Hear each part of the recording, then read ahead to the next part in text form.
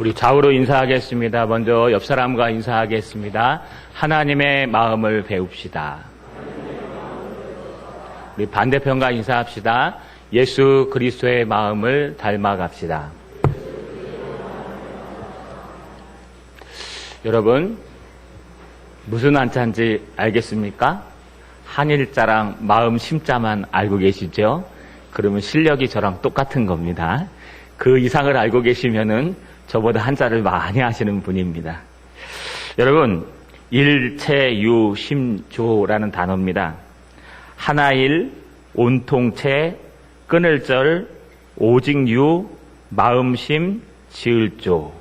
모든 것은 오로지 마음이 지어내는 것임을 뜻하며, 그래서 모든 것은 오직 마음 먹기에 달려있다라는 일체유심조라는 이런 한자 성어입니다. 이 한자 성어는요, 초등학교 국사, 예전에 국사책에 등장했고요, 요즘 중고등학교 국사 과목에 등장하는 이 원효대사 이야기에서 나온 이야기입니다. 원효대사가요, 이제 중국으로 유학을 떠났습니다. 백제를 거쳐서 바닷길로 통해서 중국에 가서 공부를 더 많이 하고 오기 위해 유학길에 떠나는데, 여러분 가던 도중에 당황성 앞에 이르러서 이제 어쩔 수 없이 무덤가에서 잠을 잘 수밖에 없었습니다. 밤에 자다 일어나다 보니까요, 갈증이 너무 심해서 옆에를 찾아보니 밤중에 달빛에 아무것도 안 보이는데 바가지 하나가 걸리더랍니다. 그래서 그 바가지를 딱 봤더니 누가 물을 떠놓고 간 거더랍니다. 가만히 생각해 보니까 아마 그 무덤에다가 이렇게 물을 올려놓고 간 그런 봉양하는 물인가 보다 싶어서요, 여러분 그 물을 아주 맛있게 갈증을 해결하려고 꿀꺽꿀꺽 마시고 잠이 들었습니다. 그 다음날 일어나서 자기가 마셨던 그 시원하고 맛있는 물이 무엇이길래 이렇게 시원할까라고 가서 보니까요, 해골바가지에 담겨있던 물이었답니다. 원효대사는요, 그 자리에서 구토를 하기 시작합니다. 내가 해골바가지에 있는 물을 이렇게 맛있게 마셨다니. 여러분, 구토를 막 하면서 원망도 하고 짜증도 나고 했는데 가만히 생각해 보니까요, 어저께는 이것을 시원하고 맛있게 잘 마셨는데 오늘 아침에 이것은 어떻게 나에게 역겹고 구토가 나게 할 수 있을까? 가만히 생각해 보니까 상황은 변한 것이 없고 환경도 변한 것이 없고 해골바가지의 물은 그대로 물일 뿐인데 나의 마음이 바뀌었구나. 내가 모든 것은 내 마음 먹기에 달려있구나. 내가 그것을 바가지로 생각하고 시원한 물이라고 생각하면 그것은 정말 갈증을 해소시킬 수 있는 물이 되고, 내가 그것을 해골바가지고 그 안에 담겨있는 사람의 골수의 물, 썩은 물이라고 생각하면 그것은 내게 구토를 일으키는 이런 역할을 하는구나. 여러분, 모든 것은 마음 먹기에 달려있구나. 일체유심조라는 걸 깨닫고요, 유학의 곡을 포기하고 다시 자기 나라로 돌아와서 아주 훌륭한 나라에 도움이 되는 여러분 대사가 됐다고 이야기합니다. 여러분 다 아는 얘기입니다. 왜냐하면요, 국사책에 등장하는 얘기를 인용해 온 것 얘기뿐인 때문에 그렇습니다. 여러분, 모든 것은 마음에 달려있다. 이거는요, 세상 사람들도 알고 있는 겁니다. 아침에 일어나서 거울 앞에서요, 나는 할 수 있다, 나는 할 수 있다, 나는 할 수 있다 외치는 사람과 아침에 거울 앞에서요, 나는 안 돼, 나는 될 수가 없어, 나는 포기해야 돼 하는 사람과는 하루를 살아가는 일상이 달라집니다. 왜냐하면 그것은 사람이 마음 먹기에 달려있다, 일체의 유심조이기 때문에 그렇습니다. 왜 이런 한자를 들고 왔냐 하면은요, 우리의 신앙도 똑같습니다. 별반 다르지 않습니다. 왜냐하면은요, 우리의 신앙도 마음 먹기에 달려 있습니다. 여러분, 우리 신앙도 마음에 달려 있습니다. 우리가 무엇을 더 중히 여기고 무엇을 더 경히 여기는지, 우리가 이런 상황들을 어떻게 믿음의 눈으로 보는지 아니면 사람의 눈으로 보는지에 따라서요, 일체유심조, 우리가 어떤 마음을 먹느냐에 따라서 우리의 결과는 달라지게 되어 있습니다. 왜냐하면요, 우리의 믿음은 우리 마음속에 있기 때문에 그렇습니다. 믿음이 만약에 바깥에 이렇게 보여지게 있다면요, 괜찮을 거예요. 그런데 믿음은 보이지 않는 마음속에 있기 때문에 이 마음을 움직이고 마음으로부터 생각하게 하고 마음으로부터 감정을 갖게 하고 마음으로부터 습관을 만들어내고 입술에 열매를 만들어내고 마음으로부터 행동을 만들어내기 때문에 우리가 어떤 환경에 있든지 어떤 마음을 갖느냐, 어떤 환경에 있든지 우리 안에 있는 성령을 따라 살아가느냐, 믿음을 따라 살아가느냐, 아니면 세상을 따라 살아가느냐에 따라서요, 결과는 분명히 달라진다는 것입니다. 오늘은 주님의 마음을 배우려고 합니다. 여러분, 오늘 말씀을 통해서 여러분 마음속에 있는 죄악을 몰아내고 오직 예수님의 마음으로 살아가시는 저 여러분 되시기를 주님의 이름으로 소망합니다. 할렐루야. 예, 제가 이제부터 끝날 때 단계별로요, 소망합니다 하면 안 끝난 겁니다. 축원합니다 하면 끝난 겁니다. 자꾸 축원합니다 그 다음에요 했더니요, 답답해 죽으려고 그러시는 것 같아서 사인을 보냅니다. 소망합니다 하면 안 끝난 거고요. 주님의 이름으로 축원합니다 하면 설교가 끝난 거구나 생각하시면 됩니다. 우리 다시 한번 저와 인사해 볼까요? 할렐루야. 할렐루야. 여러분, 지금 예수님께서는요, 고향으로 가셨어요. 예수님께서 고향으로 가시기 전에 무엇을 하셨습니까? 천국 복음을 설교하셨습니다. 여러분, 이 마태복음 13장에 나오는 천국 복음은 꼭 머릿속에 기억하고 계셔야 됩니다. 왜냐하면요, 우리는 천국 하면요, 마지막 죽어서 가는 완전한 천국만 생각하기 때문에 예수 믿고 값없이 구원을 얻었기 때문에 우리는 지금 죽어도 천국 갑니다. 할렐루야, 아멘 하면 끝나요. 이건 맞는 얘기입니다. 저는 그것을 부인하려고, 그 칭의와 의의 정가를 부인하려고 이 자리에 선 게 아닙니다. 성경을 잘 읽어보시면요, 천국은 두 분야로 나눠집니다.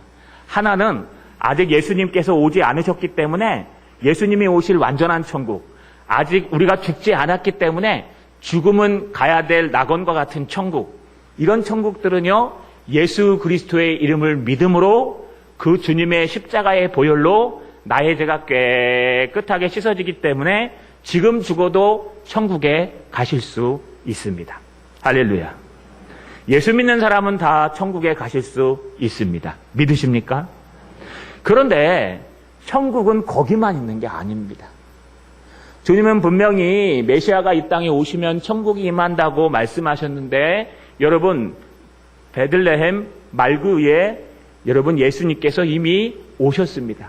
그렇다면은요, 예수님께서 이미 오셨을 때 예수 그리스도의 사명을 감당하셔서 우리 마음속에도 천국이 함께 와 있다는 거예요. 이걸 심령천국이라 그래요. 현재적 천국, 이미 온 천국이라 그래요. 천국의 모형이 우리 마음속에 들어 있습니다. 왠지 아십니까? 성령이 아니고서는 예수를 주로 시인할 수 없느니라. 할렐루야. 여러분, 예수를 내가 시인할 수 있다는 것, 예수님이 나의 구주라고 말할 수 있는 것은 내가 말하는 것이 아니라 내 안에 성령 하나님이 계시기 때문에 그 하나님께서 말씀하게 하시는 거라는 거예요. 여러분이 아무리 잘 설명하고 관계를 잘 맺고 아무리 친교를 하고 좋은 것들을 나누어도요, 여러분 그 안에 천국이 없으면 그건 부담밖엔 되지 않습니다.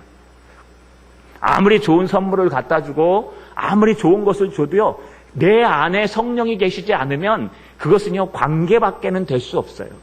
물론 이런 관계가 필요하겠지만 더 중요한 것은 내 안에 성령이 계시는가, 그 성령께서 하나님의 말씀을 들을 때 하나님의 음성으로 듣게 하시고 그 성령께서 예수 그리스도를 나의 구주로 시인하게 하시기 때문에 성령이 아니고서는 예수를 주로 시인할 수 없느니라 라고 말하는 것입니다. 할렐루야. 이해하시죠? 여러분, 또한 예수님이 이렇게 말씀하셨어요. 세례 요한 이후로 천국은 침노를 당하나니 침노하는 자가 빼앗느니라. 침노는 빼앗는 거예요. 무슨 천국을 빼앗고 빼앗깁니까? 그 말은 무슨 말이냐? 예수 믿고 죽으면 가는 완전한 천국이 아니라 이 땅에서 우리 마음속에 천국, 하나님의 나라, 성령이 다스리는 우리 마음이 천국인데 이 마음의 천국을 내 안에 있는 죄 때문에 내 밖에 있는 이 세상 문화와 근심과 걱정과 점령과 죄리 때문에 빼앗긴다는 거예요. 친구의 말 한마디에도 빼앗기고 비난에도 빼앗기고 내 천국을 빼앗기기도 하고 다시 빼앗아 올 수도 있다는 거예요. 누구 이후로요? 세례 요한 이후로. 그래서 여러분 마음속에는 여러분이 예수를 믿는다면 성령 하나님이 계시기 때문에 하나님의 나라 천국이 이미 여러분 가슴속에 내재하여 있는 것입니다. 할렐루야. 그래서 우리가 천국 비유를 예수님께서 계속 말씀하십니다. 천국 복음을. 뭐라고요? 천국은 마치 씨 뿌리는 자와 같다. 그래서 천국을 끝까지 지키려면은 너의 마음을 먼저 기경해야 된다. 너의 마음은 어쩔 땐 돌짝밭이 되고 어쩔 땐 가시덤불이 되고 어쩔 때는 길가가 되는데 그 마음을 너희는 준비하고 회개하고 또 준비해서 어떻게 하라? 그 마음이 옥토가 될 수 있도록 인애로 참고 견디어내라. 하나님을 찾으라. 그러면 너의 마음의 천국이 30배, 60배, 100배의 열매를 맺느니라. 두 번째 비유는 알곡과 가라지였습니다. 뿐만 아니라 너의 마음이 너 스스로 준비하지만 옆에 있는 사람도 조심하라. 왜요? 그 중에는 분명히 가라지도 있을 것이요. 그 중에는 분명히 여러분 알곡이 아닌 사람도 있을 것이요. 비난하고 비방하고 여러분 교회를 힘들게 하고 성도들의 마음을 움직이는 그런 사람들이 있을 것인데 그들에게 넘어가지 말라는 거예요. 그들에게 넘어가면 여러분도 천국을 빼앗기는 사람들이 된다는 거예요. 그래서 우리 옆 사람을 조심하라. 이 말은 이간질하는 거 아닙니다. 옆에 있는 사람과 대화할 때 좋은 말로 여러분 하나님께 영광 드리는 말로 하나님의 은혜로 말하라는 거예요. 세 번째 비유는 무엇입니까? 누룩과 여러분 겨자씨의 비유였어요. 이건 천국의 가치였어요. 가치가 천국의 능력. 심을 때는요 요만한 것이 나중에는요 커져가지고 그 큰 겨자나무 옆에 새들이 와서 둥지를 틀고 사람들이 와가지고 비를 피할 수 있는 큰 사람이 된다는 거예요. 천국을 누리고 있으면요 여러분만 행복한 게 아니에요. 여러분 주변 사람들이 행복해요. 천국을 누리고 있으면요 여러분만 행복한 게 아니라 여러분 주변 사람들이 여러분 옆에 와서 쉬어요. 집사님, 내가 이런 문제가 있는데 어떻게 하면 좋겠습니까? 그래? 나도 그런 문제를 겪었는데 말씀을 붙들고 기도하면서 이렇게 이겨냈어. 그러면요, 아 그래요? 나도 그래야 되겠네요 하면서 용기와 힘을 얻고 가신다는 거예요. 여러분 천국은 누룩과 같아서요. 여러분 가루 서말 속에 누룩을 집어넣으면 크게 부풀어서요. 전쟁 시에 150명이나 먹을 수 있는 큰 빵이 된다는 거예요. 요만한 누룩 한 숟갈이. 그 정도로 천국은요 수많은 사람들을 먹여줄 수도 있다는 거예요. 이게 천국의 우리 가슴속에 있는 천국의 능력입니다. 무엇보다 더 기가 막힌 비유는요 여러분 감추인 보화와 진주장사의 비유였어요. 천국은 성실히 밭일을 하다가 쿵 해서 얻은 감추어져 있는 보화와 같아요.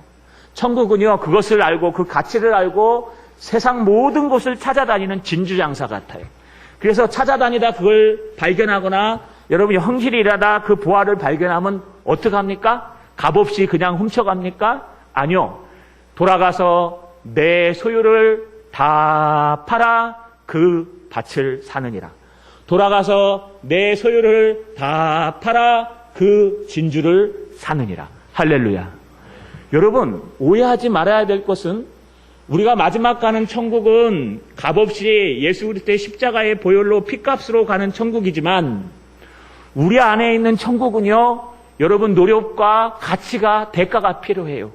어떤 대가요? 빼앗기지 않으려고 나와 몸부림치며 싸워야 돼요. 빼앗기지 않으려고 듣는 말, 보는 눈 다 절제하며 가라지를 조심해야 돼요. 빼앗기지 않기 위해서 여러분 인내하고 참아내야 돼요. 그럼 어느 순간 내가 커져서 사람들이 내 곁에 들어오고 내가 커져서 수많은 사람들을 먹일 수 있는 사람이 되고 심지어는요 여러분 그 가치를 발견해서 내 소유를 다 팔아도 아깝지 않은 내 소유를 다 팔아서 그 천국을 얻어도 아깝지 않은 천국을 누리는 심령 천국을 누리는 백성이 된다는 것입니다. 할렐루야. 여러분 다 팔고 계십니까?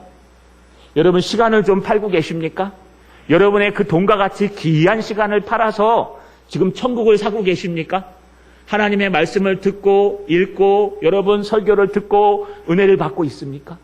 여러분 그 천국을 찾아서 정말 값어치 있는 그 천국을 듣기 위해서 방송도 CBS를 틀고 열심히 극동방송을 듣고 여러 가지 일들을 하고 있습니까?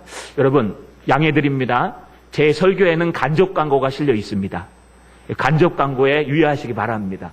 여러분 CBS 극동방송의 그 채널들을 틀고 여러분 천국을 소유하고 계십니까? 틈만 나면 핸드폰으로 성경을 막 읽고 외우고 계십니까? 여러분 그럼 천국을 빼앗기지 않아요.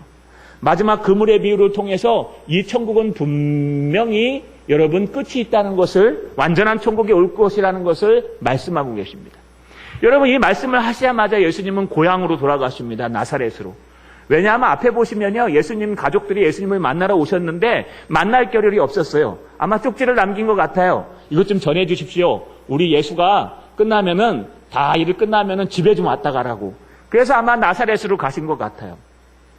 나사렛 고향으로 가신 예수님께서요, 이제 나사렛 고향만 간 게 아니라 고향에 가자마자 회당에 들어가서 이 천국 복음과 능력을 전합니다. 이 나사렛인 고향 사람들이요, 그가 전하는 이 지혜와 이 능력을 보고 놀랍니다. 여러분 성경에 잘 읽어본 사도행전 쪽에 가시면요, 분명히 예수님의 그 복음의 지혜, 천국의 복음의 지혜를 듣고 놀란 사람들은 다 예수를 믿고 돌아와요. 그런데 이 고향 사람들은 그러지 않았습니다. 이 고향 사람들은 뭐라 그럽니까? 이 사람이, 이 예수의 이 지혜와 이 능력이 어디서 났느냐? 이거 그 목수의 아들 아니냐? 요셉 목수라는 사람의 아들 아니었느냐? 그의 어머니는 마리아가 아니냐? 그의 형제는 야고보, 요셉, 시몬, 유다가 아니냐? 그의 자매들은 지금도 우리와 함께 있지 않느냐? 옛날에 그 어렸을 때 우리와 함께 과자 사주던 그 예수가 아니냐? 그 예수가 갑자기 어떻게 변해서 저런 지혜와 저런 능력을 행하는 사람이 됐느냐? 그런즉 이런 모든 것은 어디서 낳는 것이냐? 여러분 의문점을 가져요. 자기의 경험과 자기의 지식과 자기의 지혜와 모든 것을 동원해서요, 그 예수님의 지혜와 능력을 해석하려고 그래요. 근데 그 해석이 됩니까? 안 되죠. 그러니까 뭐라 그럽니까? 예수를 배척한지라. 결국 예수님은 고향 땅에 가서 자기를 가장 잘 아는 사람들에게 가서 여러분 복음을 전했지만 그들에게는요, 하나님의 역사가 일어나지 않았습니다.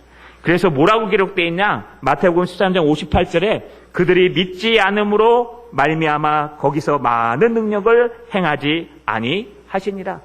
여러분 자기를 가장 잘 아는 사람들에게 가장 많은 복음을 행해야 되는데 예수를 믿지 않으니까요, 찾아오지 않으니까요, 그만큼 많은 능력을 행할 수 없었다는 거예요. 여러분 이거 아주 중요합니다. 여러분이 안 믿으시면 예수님도 능력을 행하지 않으십니다. 여러분이 믿지 않으시면 여러분 하나님도 여러분에게 능력을 행하지 않으십니다. 믿음대로 되는 것입니다. 할렐루야. 믿음으로 되는 것입니다. 할렐루야. 믿지 않으면요, 역사도 안 일어나요. 예수님을 찾지 않으면요, 역사도 안 일어나요. 뭐 하나님이 요행이 해주시겠지, 하나님의 아들인데. 아니요, 절대 그렇지 않아요. 여러분이 찾고 두드리고 기도해야 하지만 주님은 그것을 이루어주시고 그 은혜를 주신다는 거예요. 여러분 이렇게 예수님의 고향 사람들이 자기 경험 때문에, 자기의 똑똑한 그 씨앗 때문에 예수님의 복음을 받지 아니하고 그 지혜와 능력을 믿지 아니함으로 그곳에서는요, 많은 믿음의 역사를 행하지 않고 믿음이 없는 사람들에게 행하지 않으셨어요. 그런데 거기서 또 하나의 사건이 발생했어요. 여러분 뭐냐 하면요, 이 천국 복음을 전하고 있으니까 여러분 이 소문이 헤롯 안티파스, 여러분 유대를 4등분 시켜서 헤롯 대왕의 4아들에게 나누어졌는데 그 중에 갈릴리와 베레아 지역을 가리켰던, 지배했던 자가 바로 누구냐? 분봉왕 헤롯 안티파스였습니다. 그래서 분봉왕이에요. 나누어서 하나의 왕이라고.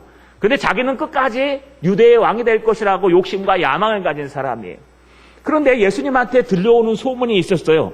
뭐냐 하면요, 예수님 앞에 등장했던 400년 만에 등장했던 누구나 다 인정하는 회개의 세례를 베풀었던 세례 요한이 죽었다는 말이에요.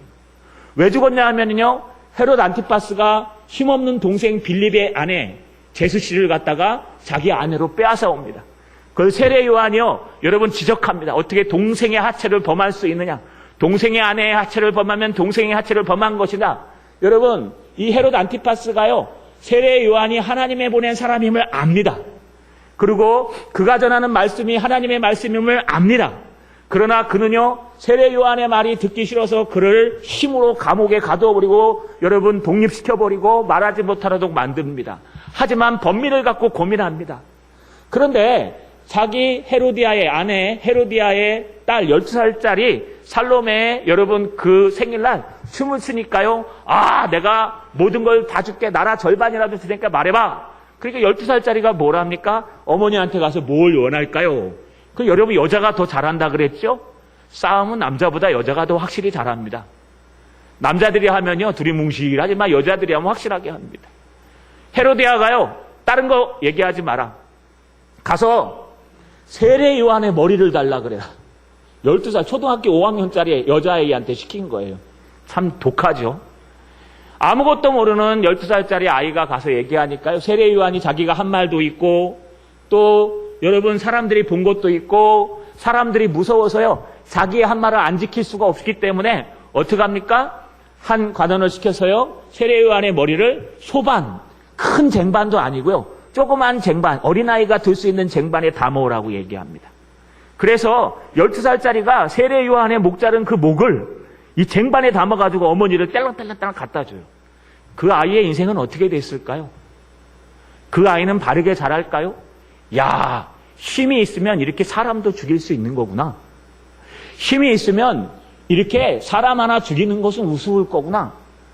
제가 볼 때는요, 그의 인생은 아마 엉망이었을 겁니다. 여러분, 회개하지 아니하고 번민을 느끼면서도 여러분 회개를 절대 하지 아니하고 오히려 자기 실수로 그 400년 만에 보내주신 세례 요한, 역사적인 하나님의 선지자를 헤롯 안티파스는 죽였어요. 믿음이 없는 곳, 회개하지 않는 곳. 그것이 바로 예수님의 고향 땅이었어요.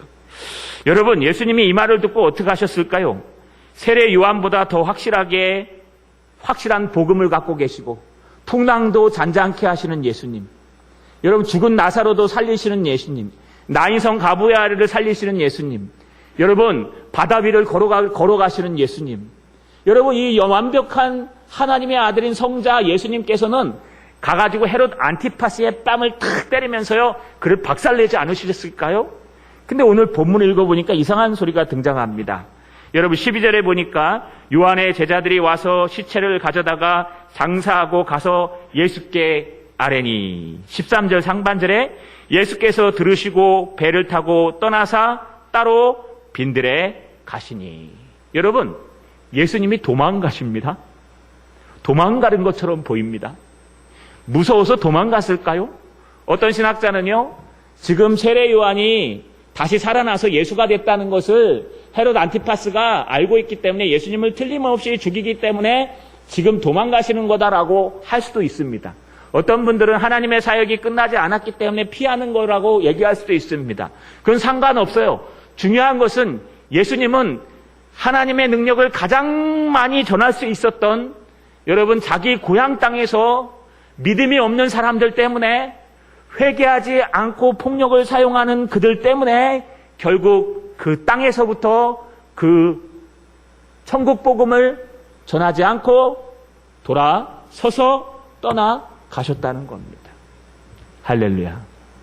여러분, 주님은 믿음이 없고 회개가 없는 곳에선 떠나가십니다.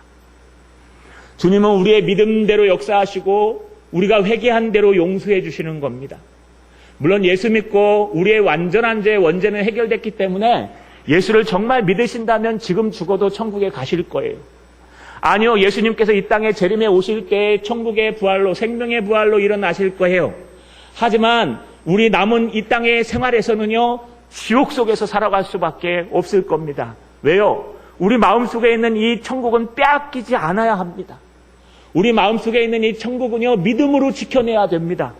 우리 마음속에 있는 천국을 잠깐 빼앗기면요, 회개하라, 천국이 가까이 왔느니라. 여러분 회개하고 그 천국을 얻고 붙들어야 돼요.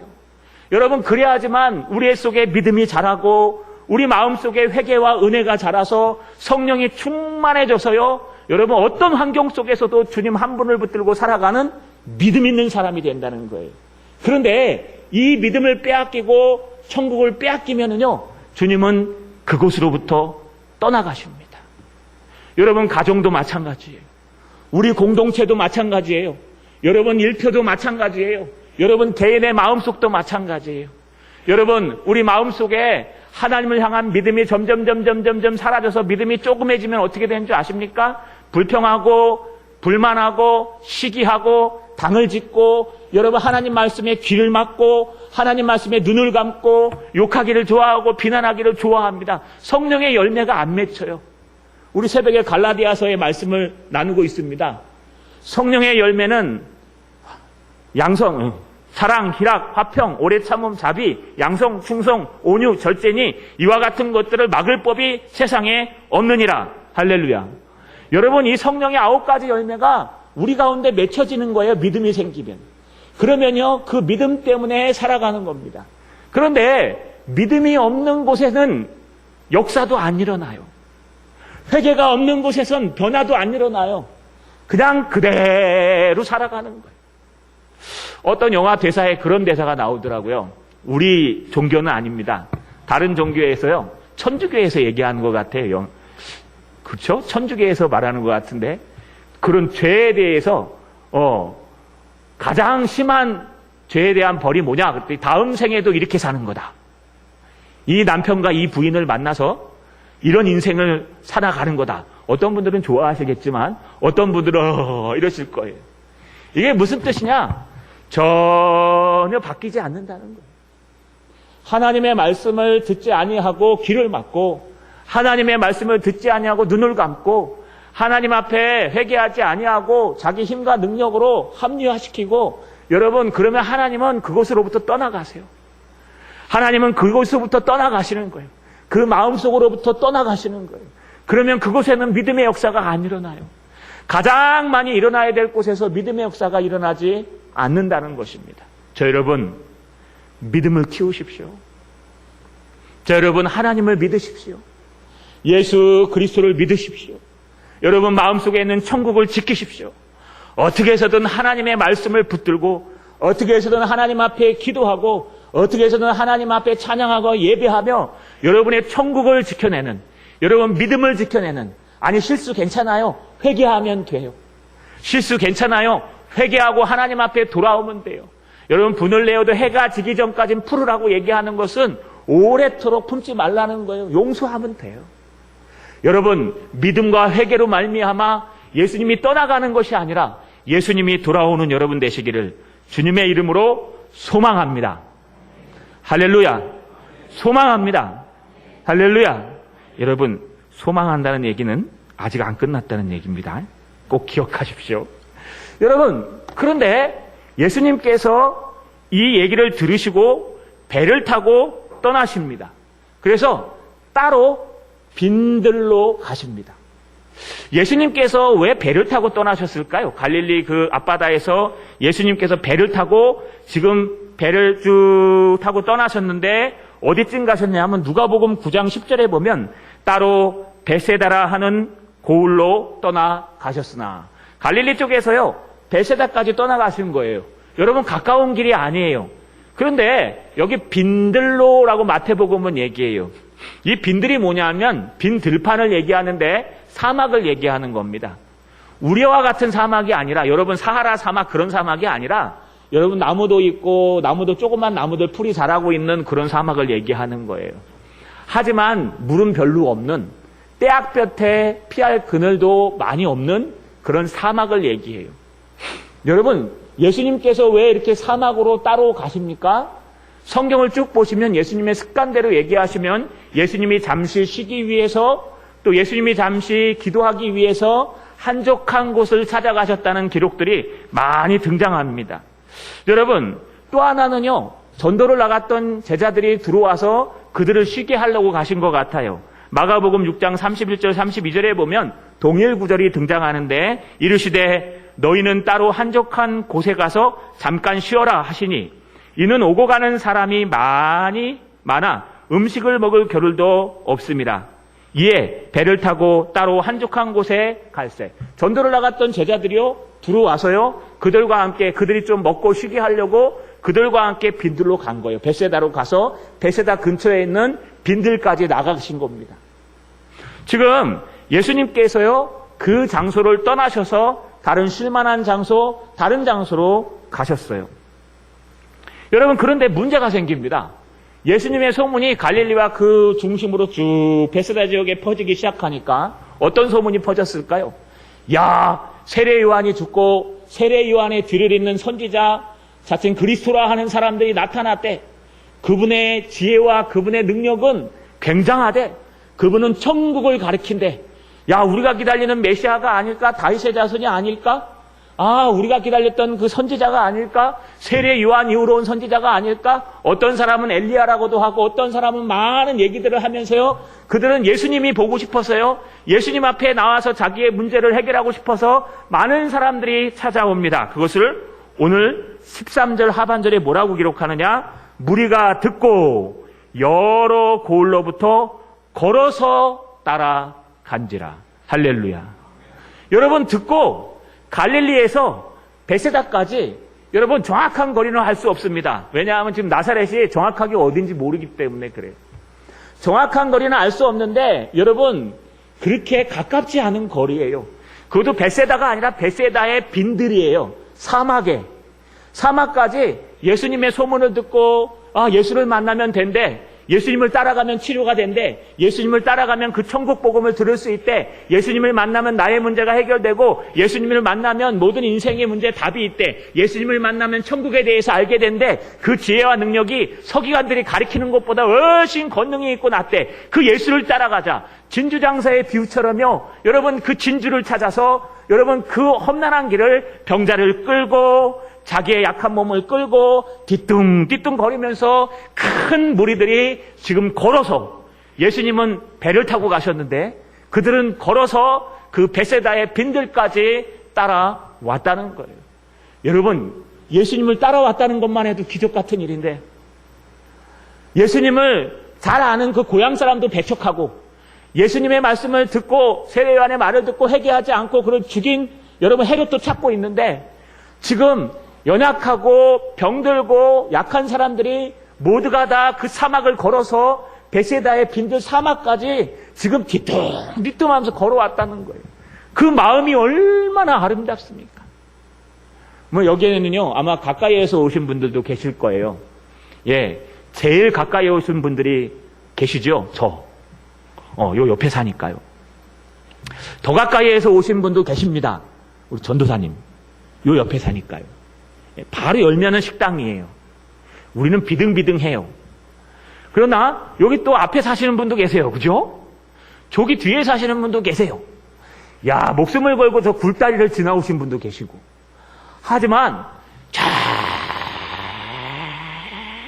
저기 큰 굴다리를 통과해서 오신 분도 계세요.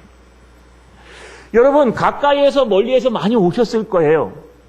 여러분 그런데 가까이에서 오는 게 어려울까요? 멀리서 오는 게 어려울까요? 예? 가까이에서 오는 게 훨씬 어려워요. 왠지 알아요? 예, 이 마음 때문에 그래요. 가까우니까 늦게 일어나야지, 늦게 씻어야지 이러다 보면 멀리서 오는 분들은 일찍 와요. 어떻게 오신지 아십니까? 여러분, 아이고 오늘 늦으면 안 되는데, 빨리 가서 교회를 해야 되는데, 아침에 일찍 일어나갖고요 3시부터 하고 막 넥타이 매고 막 이러고 오시는 거예요. 여러분 멀리서 오시는 분들만 은혜가 있다는 게 아니라 다 있는데 특별히 멀리서 오시는 분들에게 여러분 많이 칭찬해 주셔야 돼요. 정말 대단하십니다. 여러분 그 멀리서부터 여기까지 오려면 얼마나 많은 시간이 걸릴까요? 위험해요. 얼마 전에요 여러분 저 굴다리 안에서 좀 나오다가 여러분 불이 나갖고 몇 사람이 죽었어요. 그런 사고를 당할 수도 있어요. 저 굴다리 여러분 장유 넘어가는 굴다리 얼마나 위험한 줄 아십니까? 저는 갈 때마다 막 이렇게 가슴이 촥 메여요. 큰 차 가운데 낄까봐. 앞에 뒤에 트럭 있으면 운전을 갖다 타타타타타. 지금은 거기까지는 잘 못 갑니다만 여러분 그렇게 해요. 그런 위험을 무릅쓰고 그 먼 곳을 달려오시오. 물론 저도 위험을 무릅쓰고 달려옵니다. 문을 열다가 삐끗할까봐, 또 나오다가 구덩이에 빠질까봐. 또 화장실 안 들리고 나올까봐, 앞잡고 열렸을까봐 위험합니다. 그러나 이건 뭐 생명이랑은 지장되지 않잖아요. 근데 여러분 운전해갖고 여기까지 오시려면 얼마나 어렵습니까? 얼마나 대견합니까? 여러분 가끔 가다 보면 가슴이 아파요. 금요기도회 때 한번 앉아 계신 거 보면은요, 막 가슴이 찢어지려고 그래, 목사가요. 야, 저런 열심이 있다면 하나님 얼마나 복 주실까, 은혜 주실까. 여러분 그런 마음이 안 드십니까? 측은하고 정말 사랑하는 마음, 대단한 마음이 안 드세요? 그 먼 길을 달려서 오신 분. 여러분, 그런데 이 사람들이 지금 그래요. 믿음이 있건 없건 소용없어요. 믿음이 많건 적건 그건 중요하지 않아요. 중요한 것은 예수를 만나기 위해서 갈릴리에서 베세다까지, 베세다 그 사막까지, 여러분 병자들은 쩔뚝쩔뚝거리면서 또 친구의 어깨에 매서 침대에 들려서, 어떤 사람들은 듣기 위해서요, 여러분 그냥 온 거예요. 도시락도 안 들고 왔어요. 꼬맹이까지 따라왔어요. 예수님을 만나기 위해서. 여러분, 예수님은 믿음이 없고 배척하는 사람들, 회개하지 않고 합리화시키는 자들에게선 떠나가십니다. 그러나 여러분, 이들에게 주님은요, 오늘 두 가지 큰 역사를 보여주십니다. 다음 주까지 할 텐데요. 첫 번째는요, 14절입니다. 우리 14절 한 목소리로 같이 한번 읽어보겠습니다. 14절 읽겠습니다. 시작.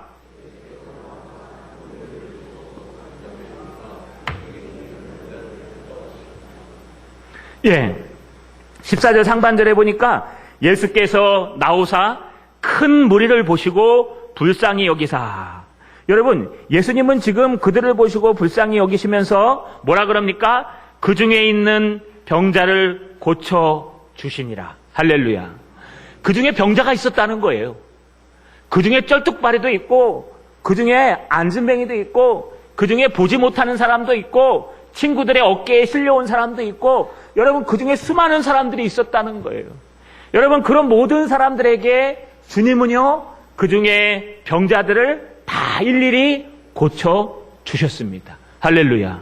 여러분, 예수님을 만나고 예수님을 따르고 예수님 앞에 믿음으로 날아가는 사람들은요, 믿음의 역사를 경험하게 돼 있어요. 비록 내 환경은 좋지 않고 내 상황은 좋지 않고 내일 어떤 일이 벌어질지도 모르고, 여러분 어떤 상황이 일어날지도 모르지만 믿음으로 말미암아 예수님 한 분을 붙들고 그분을 만나면 해결이 될 거야. 그분을 만나면 분명히 이 모든 문제가 해결될 거야. 여러분, 그런 사람들은 믿음이 있는 사람이요, 예수님을 찾는 사람들은 예수님은 변함없이 그를 치료하시고 고쳐 주신다는 겁니다. 할렐루야. 여러분, 예수님을 찾아가십시오. 예수님이 있다면 찾아가십시오. 예수님의 복음을 찾아가십시오. 예수님의 복음이 있다면 여러분 그 길이 천리길이 되려다도 찾아가십시오. 저는 제일 부러운 게 있어요. 제 친구가 개척을 했는데요, 우리 가끔 모임을 합니다. 그런데 그 개척을 우리 중리 쪽에 쭉 했습니다. 부산에서 오신대요. 부산 저 끝에서. 그 앞에 수많은 교회들을 두고 부산에서 온대요. 왜냐하면 우리 목사님 말씀이 좋아가지고 그 말씀을 듣고 싶어서 오시는데요. 할렐루야. 정말 제가 가서 배우고 싶습니다. 야, 어떻게 설교를 하면 그렇게 부산에서도 성도가 올 수 있을까? 개척교회인데 지금 한 20명 좀 넘는데 그 중에 한 가정이 부산에서 와요. 진주에서도 온대요. 물론 주변에서는 아직 안 옵니다. 그게 문제겠지만, 와, 한 주도 빼놓지 않고 오신대요. 어떻게 설교를 하면 저렇게 할 수 있을까? 어떻게 설교를 하면은 저렇게 부산에서도 서울에서도 진주에서도 그 거리를 마다하지 않고 오실까? 그게 저도 가끔 자랑합니다. 우린 통영에서도 온다? 우리는 저 장유에서도 온다? 우리는 대구에서도 온다? 가끔가다 청주에서도 오는데 방학 때만 온다? 여러분, 그냥 우리끼리 하는 우스개 얘기예요. 얼마나 하나님의 말씀이 고팠으면, 얼마나 하나님의 음성이 듣고 싶었으면 그 부산에서부터 이 중리까지 그 자동차 기름을 떼면서 올까요? 얼마나 하나님의 음성이 듣고 싶었으면 진주에서 이까지 하나님의 말씀을 들으러 올까요? 아니, 서울 어떤 교회는요, 부산에서 올라간대요. 또 재밌는 건 부산 수영로교회는 서울에서 온대요. 미국에서도 비행기 타고 온 사람이 있대요. 얼마나 하나님의 진리를 듣고 싶었으면, 얼마나 하나님의 말씀을 듣고 싶었으면, 얼마나 예수님을 만나고 싶었으면 거리가 상관없어요. 거리는 여러분 한낱 방해물밖에 되지 않아요. 거리는 전혀 지장이 없어요. 시간도 전혀 지장이 없어요. 건강도 전혀 지장이 없어요. 심장이 떨리고 마음이 아파도요, 전혀 지장이 없어요. 오직 주님을 만나기 위해서, 오직 주님의 말씀을 듣기 위해서 그 아픈 몸을 이끌고 주님 앞에 그 사막으로 나갔다는 거예요. 주님은 그들을 고쳐주십니다. 할렐루야.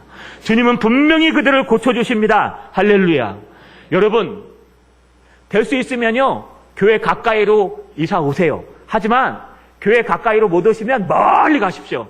그래서 거기서부터 오세요. 그러면 하나님이 2배로 축복해 주실 줄로 믿습니다. 제가 선포한 겁니다. 하나님 말씀이 아니고 그렇게 될 줄로 믿습니다. 여러분, 이렇게 주님은 모든 사람을 치료하셨습니다. 뿐만 아니라 이제 다음 주에 살펴볼 놀라운 역사도 일으키셨는데, 그게 바로 떡 5개와 물고기 2마리로 5,000명을 먹이신 사건이에요. 여러분, 이 기가 막힌 사건들을 해가 저물 때쯤에 5,000명의 장정들, 그에 딸린 식구들까지 하면 약 2만 명이 넘는 사람들을 예수님께서 떡 5개와 물고기 2마리로 다 먹이시는 기적 같은 천국의 역사를 일으키셨다는 거예요. 할렐루야. 여러분, 예수님을 따라가면 거기에 기적이 생기고 믿음이 생겨요. 예수님을 따라가면 거기에 기적이 생기고 믿음이 생겨요. 그게 하나님의 역사를 보는 것입니다. 여러분, 사무엘이 이런 말을 했습니다. 사무엘상 2장 30절에 보니까, 그러므로 이스라엘의 하나님 나 여호와가 말하노라. 내가 전에 내 집과 내 조상의 집이 내 앞에 영원히 행하리라 하였으나 이제는 나 여호와가 말하노니, 잘 들으십시오, 결단코 그렇게 하지 아니하리라. 하나님의 백성이라고 무조건 다 해준다는 게 아닙니다. 나를 존중히 여기는 자를 내가 존중히 여기고 나를 멸시하는 자를 내가 경멸하리라. 할렐루야. 할렐루야. 여러분, 내가 주님을 귀하게 여기고 하나님의 말씀을 귀하게 여기고 거리와 관계없이, 상황과 관계없이 하나님을 따라가며 하나님의 은혜를 따라가며, 그리 아니하실지라도 주님만 붙들고 주님을 따라가고 빈들까지 쫓아가고 쩔뚝거리는 모습으로 빈들까지 달려가고 친구 인계 엎혀가지고 빈들까지 달려가고, 여러분, 그런 주님을 존중히 여기고 소중히 여기고 만나고 싶어하고 갈망하고 주님을 따라가는 사람들은 주님도 그를 만나주시겠다고 약속하는 거예요. 할렐루야. 하지만 주님을 만나고 싶지 않고 귀를 닫고 눈을 닫고 비탄하고 비방하고 당을 짓고 하나님의 말씀은 무시하고 하나님의 말씀 필요 없고 여러분 딴 데만 정신 팔려 있으면 주님도 그렇게 대해 주신다는 거예요. 이게 사무엘이 얘기한 말씀이에요. 이제 더 이상 네가 하나님 믿는다고 자랑하지 마라. 너희가 하나님을 믿긴 믿되 하나님을 중요하게 여기지 않으면 하나님도 너희를 중요하게 여기지 않는다는 거예요. 너희가 하나님을 귀하게 여기면 그것이 믿음의 회개이기 때문에 하나님도 너희를 귀하게 여긴다는 거예요. 이게 우리 가슴 속에 있는 천국이에요. 할렐루야. 그런데 중요한 게 하나 있어요. 무엇이냐 하면은요, 주님이 이런 사역을 할 때 어떤 마음으로 했을까요? 저는 요즘요, 주님의 마음이 너무 가슴에 와 닿아요. 우리는요, 하나님이 거룩하시기 때문에 여러분도 거룩해야 돼요. 우리는 전도하고 선교하고 뭐 하는 데만 목숨을 거는 사람들 아니에요. 여러분, 다락방에 아십니까? 유광수 다락방? 거기 가시면요, 오전 예배 드리는데 이렇게 안 드려요. 저도 한번 가봤어요. 침투해가지고 어떻게 하나. 예, 신천지는 못 가보고 했더라고요. 예, 못 들어오게 해서. 제가 다락방에 가봤어요. 이단은 아닙니다. 제가 한번 침투해갖고 노예에 보고하려고 가본 적이 있어요. 그랬더니 예배 시간에 칠판을 갖다 놔요. 예배 순서가 없어요. 왜냐하면 공부시켜요. 이게 예배 시간에 칠판 갖다 놓고요. 우리 사도신경 이런 거 안 해요. 그냥 예배 시간에 찬양 하나 하고 자 앉읍시다 하고 칠판으로 이렇게 그리기 시작해요. 막 그래서 예수 믿고 구원받고 구원받은 사람은 전도를 해야 되고 선교를 해야 되고 뭐 해야 되고 막 써요. 이게 말씀입니다. 그래서 여러분 나가갖고 전도하셔야 됩니다. 막 이렇게 해놓고요. 그냥 같이 통성기도 하고 그냥 끝내버려요. 축도는 하되. 그래서 제가 이게 예배인가. 예배의 형식도 없어요. 뭐가 문제냐? 이런 얘기를 하는 거예요. 예수 믿고 구원받은 것들이 무슨 수준을 따지냐 이거예요. 예수 믿고 구원받았으면 그 구원받은 복음을 세상에 전하는 것이 우리 사명이지, 땅끝까지 이르러 증인되는 게 사명이지, 뭐 너희끼리 누가 더 높고 누가 더 거룩하고 누가 더 얕고 누가 더 얇고 이런 거 뭐하러 따지냐 수준을. 그러니까 예수 믿고 구원받으면 다 밖으로 나가야 돼. 여러분, 우리 교회는 그게 필요합니다. 우리 전도하고 선교하고 또 후원교회 도와주는 거 우리는 필요해. 우리에겐 필요한 거예요. 그런데 그러면 이단이에요. 구원파예요. 여러분, 인터컴이 왜 우리가 지금 괴조하지 말라고 얘기하는 줄 아십니까? 바로 그런 사명을 갖고 있기 때문에 그래요. 여러분, 선교 안 갔다 오면 바보예요. 여러분, 그렇게까지 우리는 극단적으로는 안 합니다. 우리에게는요, 여러분 또 하나의 사명이 있는데, 하나님께서 거룩하니 너희도 거룩하라. 할렐루야. 또 하나는요, 그리스도의 장성한 분량까지 자라갈지니라. 할렐루야. 우리는요, 수준이 있어야 돼요. 여러분, 평신도 때의 수준과 소리 집사님 돼서의 수준과 10년, 20년 지나서 이제 권사님, 안수 집사님 돼서의 수준과 장로님이 돼서의 수준과 목사가 돼서의 수준과 이 수준들이 있어야 돼요. 수준이 어떤 수준이냐? 하나님의 깊은 말씀을 아셔야 돼요. 하나님의 깊은 말씀을 아셔야 되고, 요즘 들어 제가 또 하나 느끼는 건 하나님의 정념, 감정을 아셔야 돼요. 하나님의 가슴을 아셔야 돼요. 주님이 어떤 마음으로 설교하셨을까? 주님이 어떤 마음으로 참아내셨을까? 주님이 어떤 마음으로 채찍에 맞으셨을까? 주님이 어떤 마음으로 십자가에 달리셨을까? 주님이 어떤 마음으로 이런 사역을 하셨을까? 여러분, 오늘 그 답이 여기 등장해요. 우리는 작고 병자를 고치셨다. 우리 아픈 거 다 치료해 주신다. 주님께서 오병이어의 사건을 일으키셨다. 떡 5개와 물고기 2마리로 5,000명을 먹이셨다. 분명히 우리를 먹이신다. 주님께서 분명히 우리 문제를 해결해 주신다. 주님께서 분명히 우리 문제를 다 해결해 주신다. 주님만 붙들면 해결된다. 여러분, 우리는 주님을 이렇게 바라봐요. 그런데 주님의 마음은 그렇지 않아요. 주님의 마음은 오병이어를 일으킬 수 있었던 주님의 심정, 병자를 고쳐줄 수밖에 없었던 주님의 심정, 심지어 여러분, 주님은 여기서 가르쳤다고 표현해요. 여러분, 14절에 보니까 예수께서 나오사 큰 무리를 보시고 불쌍히 여기사 그 중에 있는 병자를 고쳐주시니라. 여러분, 몰려든 무리들에게 걸어서 주님은 나오십니다. 나와서 큰 무리를 보시고 그 많은 숫자 중에 병자를 고쳐주시고 5,000명을 먹이는 역사를 하세요. 그런데 그것만 한 게 아니에요. 여러분, 마가복음 6장 34절에 보면 하나님의 나라의 일을 이야기하시며 병자를 고쳐 주셨더라. 또 누가복음 9장 11절이 그렇고요. 마가복음 6장 34절에 불쌍히 여기사 이에 여러 가지로 가르치시더라. 천국 복음을 가르치셨다는 거예요. 가르치시고 고쳐주시고 역사하시고, 가르치시고 고쳐주시고 역사하시고, 주님께서 하시는 일이 이거예요. 그런데 여러분, 여기에 원동력이 어디 있냐? 바로 14절 중반절에 있어요. 예수께서 나오사 큰 무리를 보시고 불쌍히 여기사. 할렐루야. 할렐루야. 이걸 에스프랑크니스테 또는 원문의 스프랑크니스테라고 표현해요. 여러분, 헬라어에 스프랑크니스테라는 단어는 무슨 뜻이냐 하면 중심이 흔들리도록 아파했다라는 뜻이에요. 이스라엘 백성들은 중심이 어디 있다 그랬습니까? 여러분은 마음이 어디 있습니까? 여기 있습니까? 마음이 여기 가슴에 있죠. 이스라엘 사람들은 마음이 어디 있냐 그러면 여길 얘기해요. 왜냐하면 열십자로 딱 꺼서 하나님이 중심을 보시니까, 중심에 마음이 있으니까 열십자로 딱 꺼서 중심이 배꼽이에요. 창자. 그래서 이스라엘 사람들은요, 마음, 여러분 러바버가 어디 있습니까? 그러면 여기에요. 우리나라 사람들은 마음이 어디 있습니까? 그러면 여기에요. 왠지 알아요? 감정이 여기서부터 나오거든. 그래서 우리나라에 화병이 많은 거예요. 이스라엘 사람들은 마음이 어디 있습니까? 그러면 여기로 탁 해요. 십자가로 좀. 그러면 마음이 흔들릴도록 아프다라는 뜻은 뭘까요? 창자가 끊어질도록 아프다는 거예요.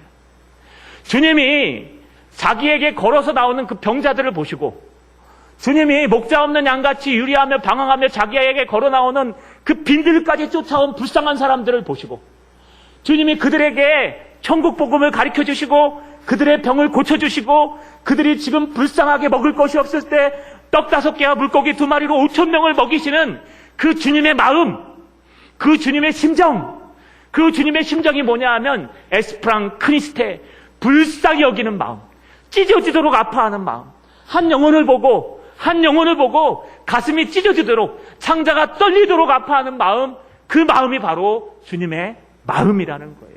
할렐루야. 여러분, 우리는 주님의 마음까지 배워야 돼요. 주님이 이렇게 하셨습니다. 우리도 그렇게 합시다. 어떤 마음으로 했는지 하셔야 돼요. 주님이 화를 내셨습니다. 우리도 화낼 수 있습니다. 어떤 마음으로 화를 냈는지 아셔야 돼요. 주님이 용서하셨습니다. 그러면 어떤 마음으로 용서했는지 알아야 돼요. 여러분, 그 주님의 마음을 배워야 주님의 그 행동을 이해할 수 있고, 주님의 마음을 배워야 믿음이 생길 수 있고, 주님의 마음을까지를 배워야 그 마음의 깊은 은혜를 알 수 있어요. 말씀만 좀 알고 여러분 좀 공부했다고 다 하는 거 아니에요. 주님의 그 깊은 마음. 그래서 여호수아 헷셀이 쓴 여러분 정념적인 해석인 책을 읽어보시면요, 거기에는 성경을 해석할 때 성령, 감정을 해석해야 된다. 하나님이 진노하실 때의 마음, 하나님이 기뻐하실 때의 마음, 주님이 불쌍히 여기실 때의 마음을 가지고 이 설교를 하고 그 마음을 가지고 여러분 하나님의 말씀을 읽어야 된다고 얘기합니다. 이게 주님의 마음입니다. 불쌍히 여기시는 마음. 저 여러분, 말씀을 정리하겠습니다. 일체 유심조라. 세상 사람들도 아는 얘기예요. 모든 것은 마음 먹기에 달려있다. 안 된다, 안 된다, 안 된다, 안 될 거야. 그러면 안 돼요. 된다, 된다, 할 수 있어. 이쯤이야. 그러면 돼요. 세상 사람들도 그래요. 왜냐하면 하나님이 마음을 그렇게 만드셨어요. 근데 우리는 그 정도 갖고 안 돼요. 우리 속에는요, 그리스도의 마음이 있어야 돼요. 우리 속에는요, 한 영혼 한 영혼을 불쌍히 여기시고, 한 영혼 한 영혼을 불쌍히 여기시고 가슴에 품고 그를 고쳐주시고, 한 영혼 한 영혼을 불쌍히 여기시고 그를 용서해 주시고, 자기를 모함하고 핍박하는 사람들 앞에서 침묵하시고, 여러분 마지막 십자가를 질 때까지 모든 짐을 지고 단절돼서 엘리 라마 사막단이 나의 하나님 어찌하여 나를 버리셨나이까, 하나님으로부터 단절되는 가장 고통스러운 마음까지 견뎌내시고 마지막 죽으실 때 다 이루었느니라 하고 돌아가시는 그 주님의 심정, 저 멀리서 자기를 찾아서 걸어온 절름발이들, 저 멀리서 자기를 찾아 심상에 들려온 친구들, 저 멀리서 자기를 찾아 들은 뭔가 부족한 사람들, 그 사람들의 부족함을 지적하고, 야 너는 여기 견딜 수 있겠냐? 가. 야 너는 돈도 없는데 여기 있을 수 있겠냐? 가. 야 너는 뭐 아무것도 없는데 여기 있게 가. 여기는 그런 사람들 뭐다. 이런 게 아니라요, 그들을 가슴에 안고 그들을 내 가슴에 품고요, 그들을 위해서 천국 복음의 복음을 전하고, 그들을 위해서 병을 고쳐주고, 그들을 위해서 먹을 것을 공급해 주시는 오병이어의 사건이 중요한 것이 아니라 그 주님의 마음이 훨씬 더 중요하다는 거예요. 여러분, 우리 이 마음을 가집시다. 이 목사도 이 마음을 가졌으면 좋겠어요. 누가 뭐라 그래도 주님의 이 심정으로 여러분을 가슴에 품었으면 좋겠어요. 누가 뭐라고 욕을 해도 주님의 심정으로 용서하고 싶습니다. 누가 뭐라고 이 땅에서 무슨 욕을 하더라도 주님의 심정으로 침묵하기를 소망합니다. 여러분, 우리 교회 성도들도 이 마음을 가졌으면 좋겠어요. 비난하고 욕하고 당해짓지 마시고, 여러분 누가 뭐라 그래도 우리 성도야. 누가 뭐라 그래도 하나님이 보내신 성도고 목사야. 누가 뭐라 그래도 하나님의 전도사요, 하나님의 사람이야. 우리가 가슴에 품고 함께 가야 사람들이야. 여러분, 주님의 이 에스프랑크니스테 창자가 끊어지는 마음을 우리가 마음속에 먹는다면 해골바가지가 아니라 똥물을 마셔도 하나도 두렵지 않을 것입니다. 저 여러분, 이런 에스프랑크니스테 창자가 찢어지는 주님의 영혼 사랑하는 마음, 천국을 사랑하는 마음, 하나님을 사랑하는 마음을 가지시는 저 여러분 되시기를 주님의 이름으로 축원합니다.